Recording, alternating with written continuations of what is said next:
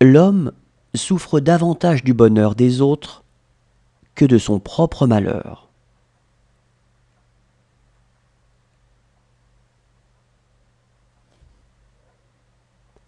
Le plus grand malheur de l'homme, c'est un mariage heureux. Aucun espoir de divorce.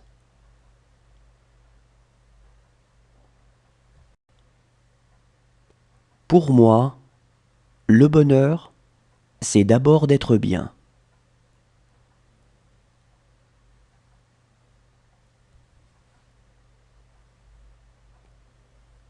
Le bonheur d'avoir ou d'obtenir n'existe pas. Seul celui de donner compte.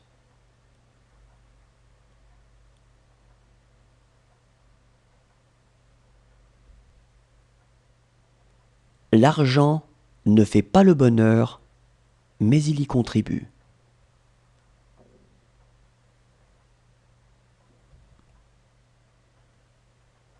La joie est en tout.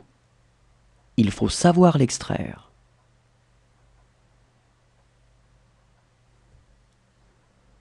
Le bonheur, s'il était possible, constituerait à jouir de tous les avantages de la mort: éternité, sécurité, invulnérabilité, et cela tout en restant vivant et conscient d'être en vie.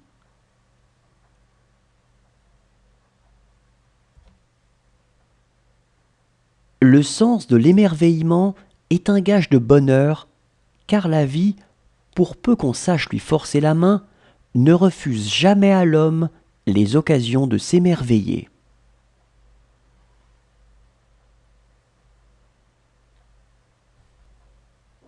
Il est trois sortes de gens qui parlent peu. Ce sont les savants et les gens fort heureux ou malheureux. Ainsi, l'on peut dire que le savoir, la douleur et le bonheur sont muets. Le malheur est le père du bonheur de demain.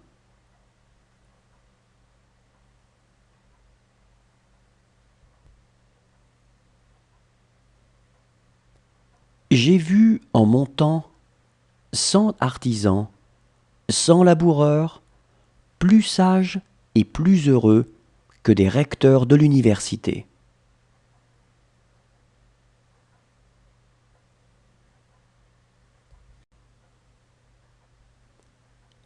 Il n'est pas moins essentiel pour le bonheur de conserver des désirs que de les satisfaire.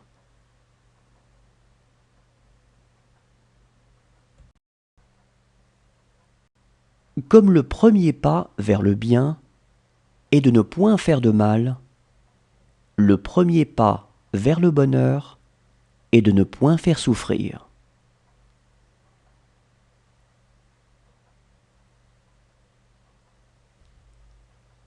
Ce qui pour nous fait le bonheur ou le malheur de notre vie constitue pour tout autre un fait presque imperceptible.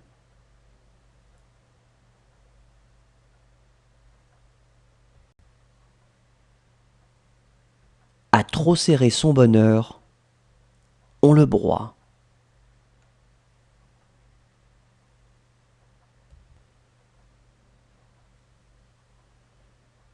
Si l'on pouvait prolonger le bonheur de l'amour dans le mariage, on aurait le paradis sur la terre.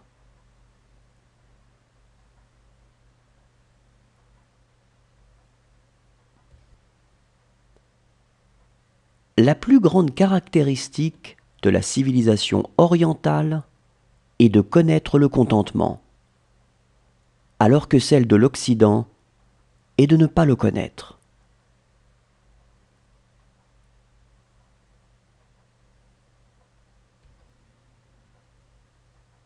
Je ne veux désormais collectionner que les moments de bonheur.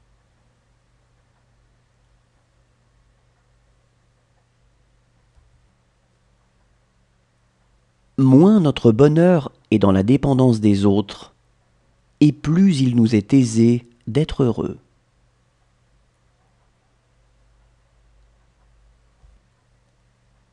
Le bonheur ne dépend pas de l'endroit où